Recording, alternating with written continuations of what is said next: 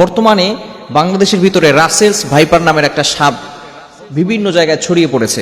সর্বপ্রথম ভোলায় এই সাপটি দেখা গিয়েছিল, বিশেষ করে পদ্মা নদীর আশেপাশে যে সমস্ত এলাকাগুলো আছে সেখানে এই সাপটা বিশেষ করে ছড়িয়ে পড়েছে।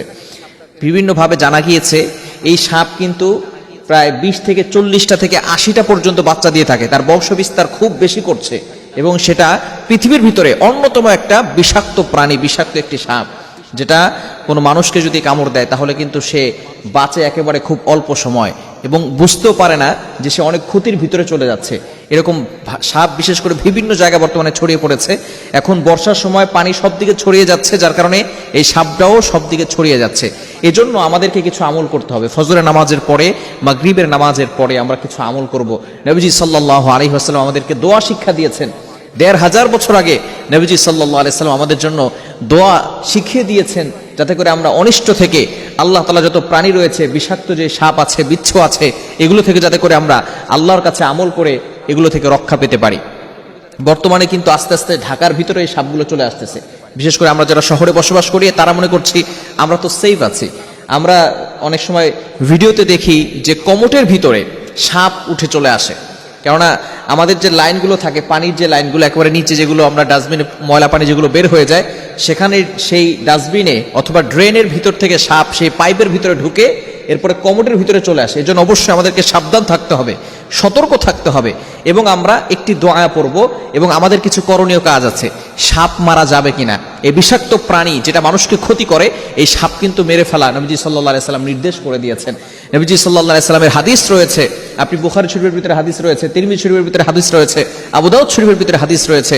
নবীজি সাল্লাল্লাহু আলাইহি সাল্লাম আম্মা জান আয়েশা রাদিয়াল্লাহু তাআলা আনহা তিনি বলেন, আমারা রাসূলুল্লাহ সাল্লাল্লাহু আলাইহি ওয়াসাল্লাম বিকাতলি জিত্তুফিয়াতাইন, সাদা দুইটি রেখা বিশিষ্ট যে সাপগুলো আছে, বিষাক্ত যে সাপগুলো আছে, এগুলো রাসূল সাল্লাম হত্যা করার জন্য নির্দেশ করে দিয়েছেন। এই ক্ষেত্রে আপনি যখনই সাপ দেখতে পাবেন তখনই আপনি এটাকে মারার চেষ্টা করবেন এবং যাতে করে সেখান থেকে পালিয়ে না যান। নবী সাল্লাল্লাহু আলাইহি ওয়াসাল্লাম জানিয়ে দিয়েছেন যে এটাকে ভয় করবে এবং সেখান থেকে পালিয়ে চলে যাবে, তাহলে কিন্তু অন্য মানুষ কঠিন বিপদে পড়ে যেতে পারে। এই জন্য রাসূল সাল্লাল্লাহু আলাইহি ওয়াসাল্লাম বলে দিয়েছেন সে আমাদের দলের অন্তর্ভুক্ত নয়। এই জন্য এই ধরনের বিষাক্ত প্রাণীগুলো মারা যাবে। কোনো প্রাণী কিন্তু মারা যায় না, তবে যেটা বিষাক্ত প্রাণী মানুষের ক্ষতি করতে পারে এগুলো কিন্তু মারা যাবে। এই ক্ষেত্রে আমরা কি আমল করতে পারি? ফজরের নামাজের পরে 3 বার পড়বো এবং মাগরিবের নামাজের পরে 3 বার পড়বো। তিরমিজি শরীফের 3604 নম্বর হাদিসের ভিতরে রয়েছে। দোয়াটি খুবই ছোট্ট একটি দোয়া, আউযু বিকালিমাতিল্লাহিত তাম্মাতি মিন শাররি মা খালাক, আউযু বিকালিমাতিল্লাহিত তাম্মাতি মিন শাররি মা খালাক। খুবই ছোট্ট একটি দোয়া।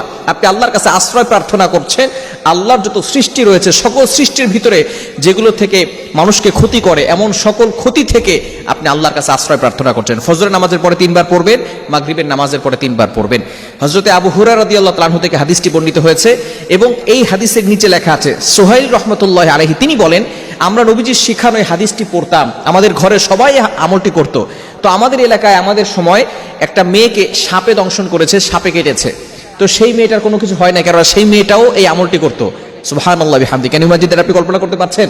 আল্লাহ পাক রব্বুল আলামিন চাইলে মানুষকে হেফাজত করতে পারেন, আল্লাহ পাক রব্বুল আলামিন সকল অনিষ্ট থেকে তাকে বাঁচাতে পারেন। এজন্য অবশ্যই আমরা এই সময় প্রত্যেক দিন ফজরের নামাজের পরে, মাগরিবের নামাজের পরে এই দোয়াটি 3 বার করে পড়ব। বাচ্চাদেরকে শিখিয়ে দিব, যারা পড়তে পারে না তাদেরকে পড়ে ফু দিয়ে দিব, আউযু বিকালিমাতিল্লাহিত তাম্মাতি মিন শাররি মা খালাক, এটা পড়ে ফু দিয়ে দিব। শুধু তাই না, আমরা সতর্ক থাকবো, যে যেখানেই থাকি না কেন একটু সতর্কভাবে চলাফেরা করার চেষ্টা করব এবং ঘরের ভিতরেও ঢোকার সময় আমরা চোখ কান খোলা রাখবো, টয়লেটে প্রবেশ করার সময় চোখ কান খোলা রাখবো, সেখানে দেখে এরপরে আমরা সবকিছু সব জায়গায় করার চেষ্টা করবো। কারণ সতর্ক থাকা এটাও কিন্তু রাসূলুল্লাহ সাল্লাল্লাহু আলাইহি ওয়াসাল্লামের অন্যতম একটি সুন্নাহ। এজন্য আমরা সতর্ক থাকবো এবং এই ধরনের বিষাক্ত সাপ যেখানেই পাবো সেখানে আমরা রাসূল সাল্লাল্লাহু আলাইহি ওয়াসাল্লামের আদেশ অনুযায়ী তাদেরকে, যাতে করে মানুষ এর অনিষ্ট থেকে বাঁচতে পারে, তাদেরকে আমরা দুনিয়া থেকে বিদায় করতে পারবো। এটা রাসূল সাল্লাল্লাহু আলাইহি ওয়াসাল্লামের সুন্নাহ।